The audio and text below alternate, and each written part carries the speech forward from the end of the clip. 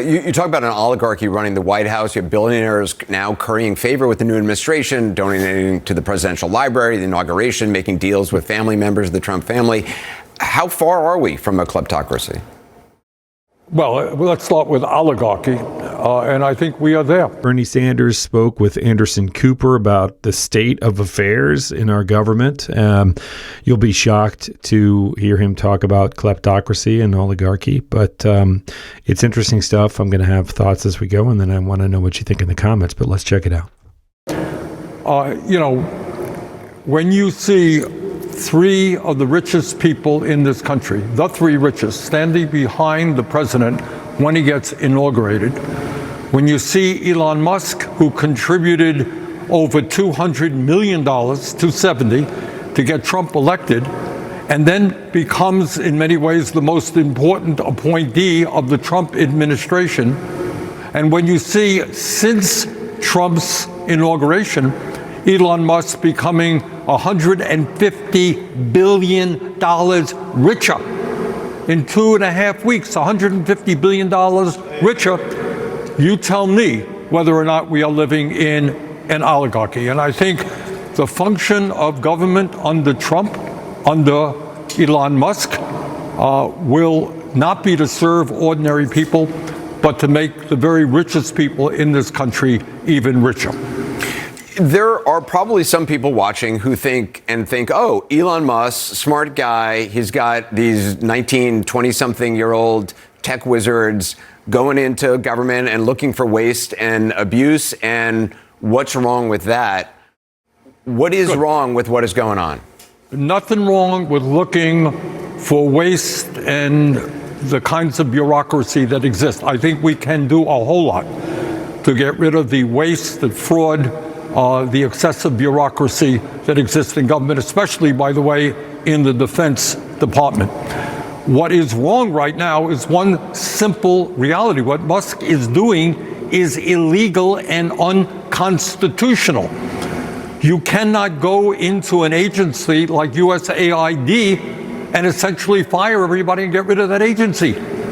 You cannot do that's an agency that was created by Congress. They want to get rid of USAID? Fine. Come to the Congress, make your case. You can't do it unilaterally. You cannot withhold U.S. funds that were appropriated for Medicaid, for community health centers, for Head Start. You cannot put a freeze on that. That money was appropriated by the Congress. And as I hope every fourth grader in America knows, Congress holds the purse strings.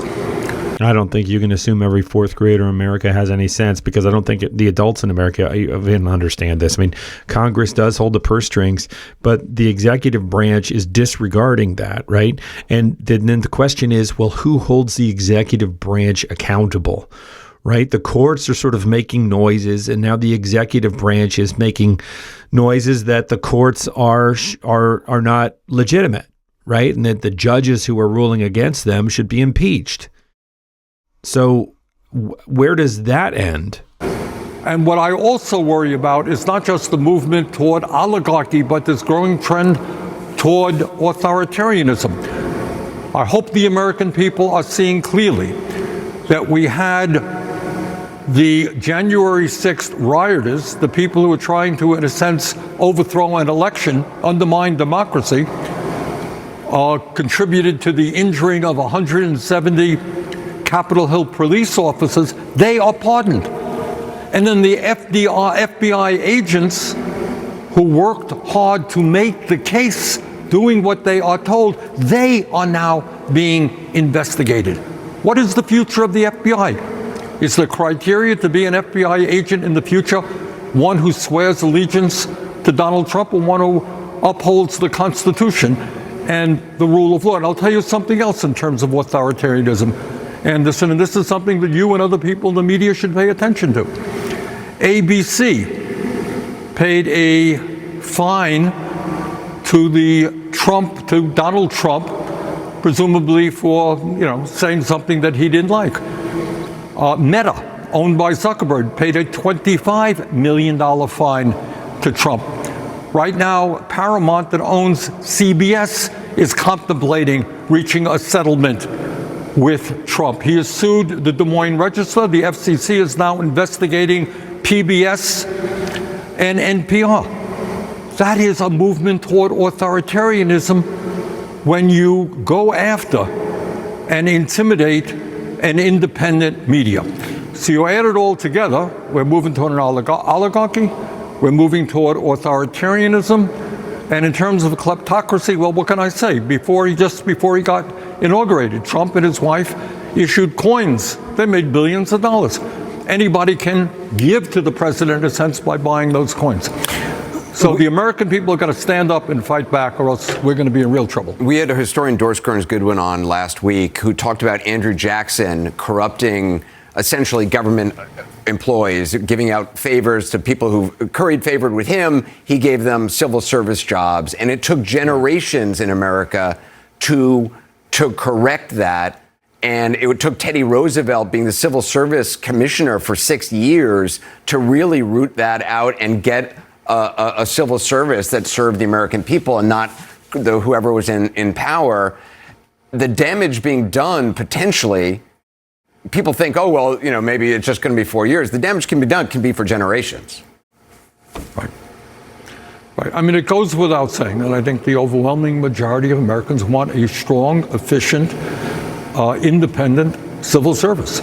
We can make improvements. I am not here to tell you that we don't have a bureaucracy, that we don't have waste. We do. We got to work on that. But you don't get rid of thousands and thousands of dedicated public servants and replace them with people who are simply loyal to Donald Trump. That's not the way democracy is supposed to work. Let me just quickly ask you on Gaza. When you heard the President of the United States talking about turning the Gaza Strip, getting 2 million Palestinians out, as anybody who has read history or the region or been watching for the last year, did you think this was a joke at first? Can you believe? Almost. Look. One could say that, Anderson.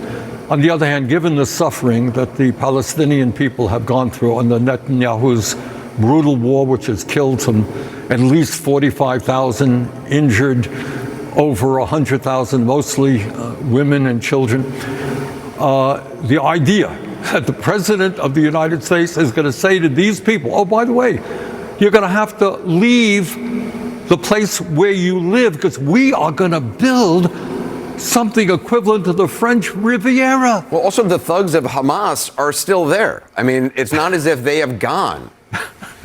Yeah, but even that's right. So, and as you just discussed a moment ago, how do you do that? Are American troops involved? How much money is being spent? But the idea of telling 2.2 million people who live in an area, you're gone, we're going to build a French Riviera here so my billionaire friends can enjoy the beautiful view. It is, to say the least, preposterous. It ain't going to happen. Bernie Sanders does have a way of just making the absurdity of all of this seem clear. I think it's easy to get tumbled up in the kind of deliberate fog of crazy making doublespeak and no, this is gonna be great, and that you get from the right, but he has a knack of just cutting right through it. So let me know what you think in the comments.